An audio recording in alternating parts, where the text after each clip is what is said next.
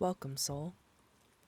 Take a deep breath, get comfortable, and let the noise of the world fade away for a little while. Even a grim reaper knows the value of a quiet moment. So settle in, relax, and let me guide you through today's story.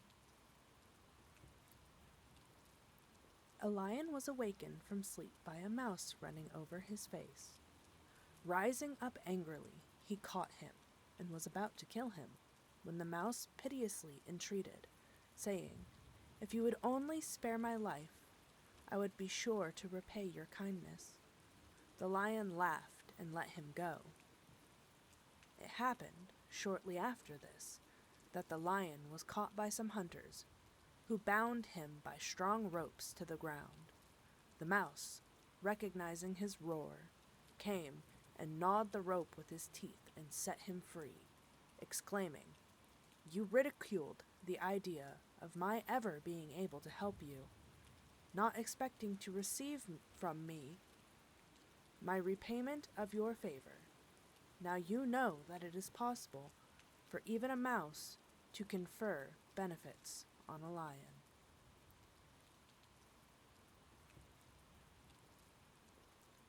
A father had a family of sons who were perpetually quarreling among themselves. When he failed to heal their disputes by his exhortations, he determined to give them a practical illustration of the evils of disunion. And for this purpose, he one day told them to bring him a bundle of sticks. When they had done so, he placed the bundle into the hands of each of them in succession, and ordered them to break it in pieces. They tried with all their strength, and they were not able to do it. He next opened the bundle, and took the sticks separately, one by one, and again put them into his son's hands, upon which they broke them easily. He then addressed them in these words: "My sons, if you are of one mind, and unite to assist each other, you will be this bundle, uninjured by all the attempts of your enemies. But if you are divided among yourselves, you will be broken as easily as these sticks." A wolf, who had a bone stuck in his throat, hired a crane for a large sum to put her head into his mouth and draw out the bone. When the crane had extracted the bone and demanded the promised payment, the wolf, grinning and grinding his teeth, exclaimed, "Why, you have surely already had a sufficient recompense, in having been permitted to draw out your head in safety from the mouth and jaws of a wolf. In serving the wicked, expect no reward, and be thankful if you escape injury for your pains."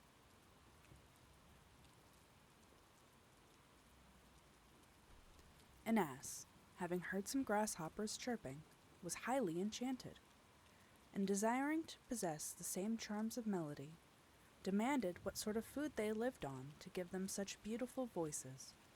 They replied, "The dew."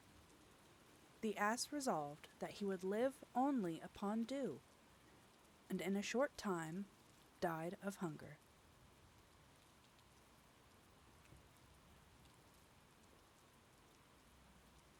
Wolf, meeting with a lamb astray from the fold, resolved not to lay violent hands on him, but to find some plea to justify to the lamb the wolf's right to eat him.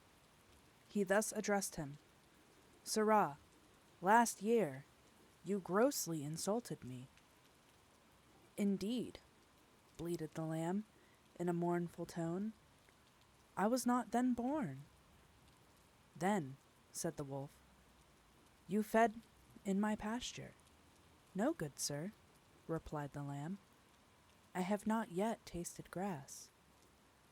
"Again," said the wolf, "you drank of my well." "No," exclaimed the lamb, "I never yet drank water, for as yet my mother's milk is both food and drink to me." upon which the wolf seized him and ate him up, saying, "Well, I won't remain supperless, even though you refute every one of my imputations." The tyrant will always find a pretext for his tyranny.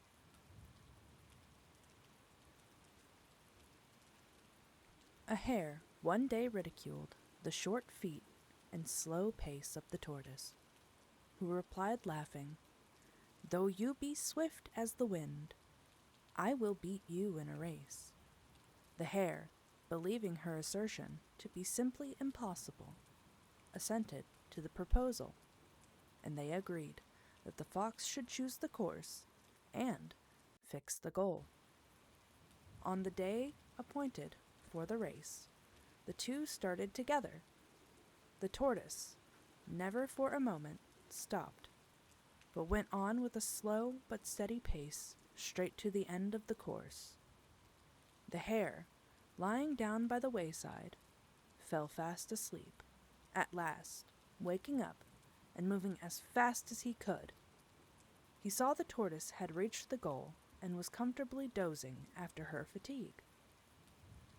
Slow but steady wins the race.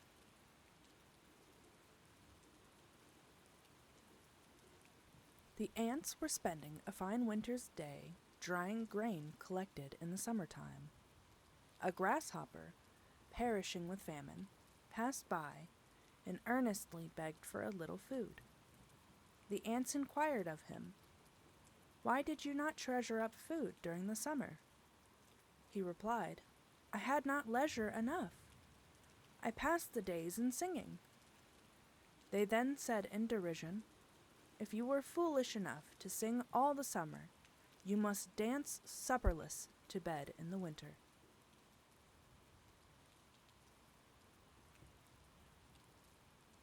A traveler about to set out on a journey saw his dog stand at the door, stretching himself. He asked him sharply, "Why do you stand there gaping? Everything is ready but you, so come with me instantly." The dog, wagging his tail, replied, "Oh, master, I am quite ready. It is you for whom I am waiting." The loiterer often blames delay on his more active friend.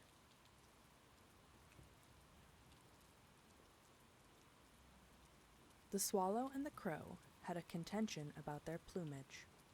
The crow put an end to the dispute by saying, "Your feathers are all very well in the spring, but mine protect me against the winter. Fair weather friends are not worth much."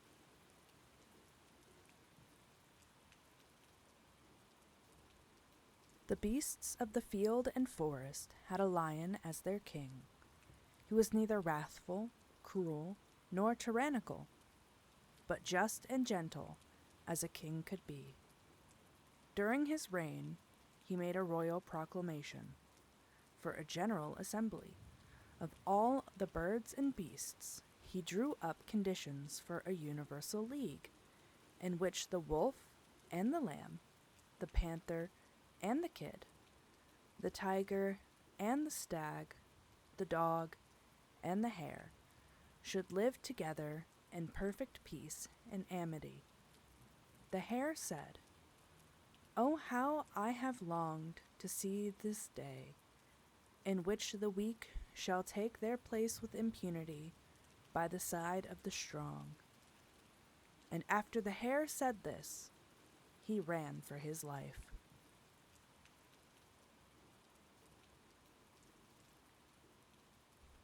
A bat who fell upon the ground and was caught by a weasel pleaded to be spared his life. The weasel refused, saying that he was, by nature, the enemy of all birds.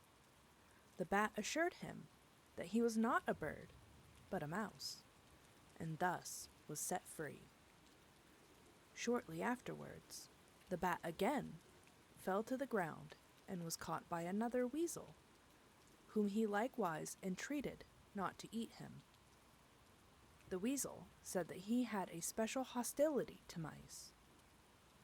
The bat assured him that he was not a mouse, but a bat, and thus a second time escaped.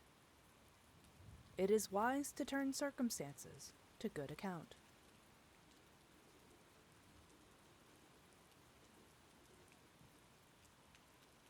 A fisherman, skilled in music, took his flute and his nets to the seashore.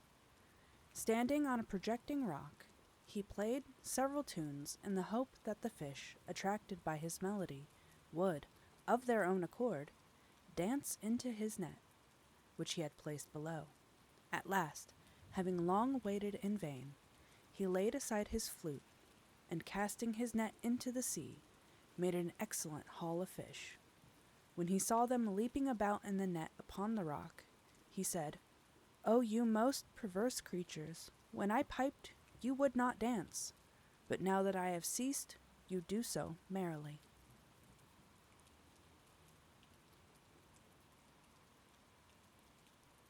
A boy was hunting for locusts. He had caught a goodly number, when he saw a scorpion, and mistaking him for a locust, reached out his hand to take him. The scorpion, showing his sting, said, "If you had but touched me, my friend, you would have lost me and all your locusts too."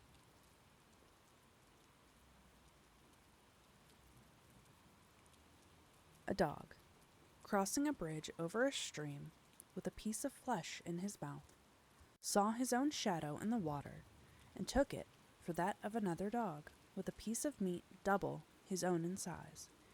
He immediately let go of his own and fiercely attacked the other dog to get his larger piece from him. He thus lost both. That which he grasped at in the water, because it was a shadow, and his own, because the stream swept it away.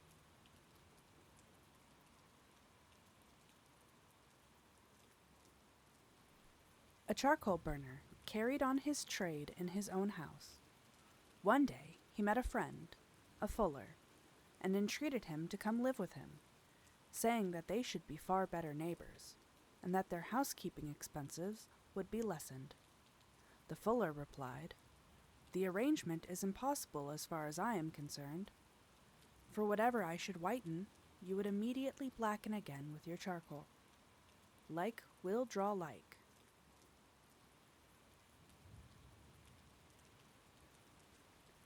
A carter was driving a wagon along a country lane when the wheels sank down deep into a rut. The rustic driver, stupefied and aghast, stood looking at the wagon and did nothing but utter loud cries to Hercules to come and help him. Hercules, it is said, appeared and thus addressed him, "Put your shoulders to the wheels, my man. Goad on your bullocks, and never more pray to me for help until you have done your best to help yourself, or depend upon it you will henceforth pray in vain. Self-help is the best help."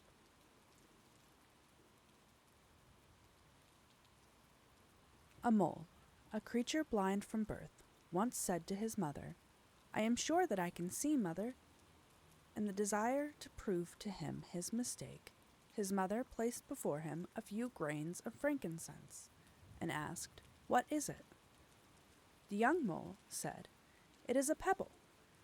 His mother exclaimed, "My son, I am afraid that you are not only blind, but that you have lost your sense of smell."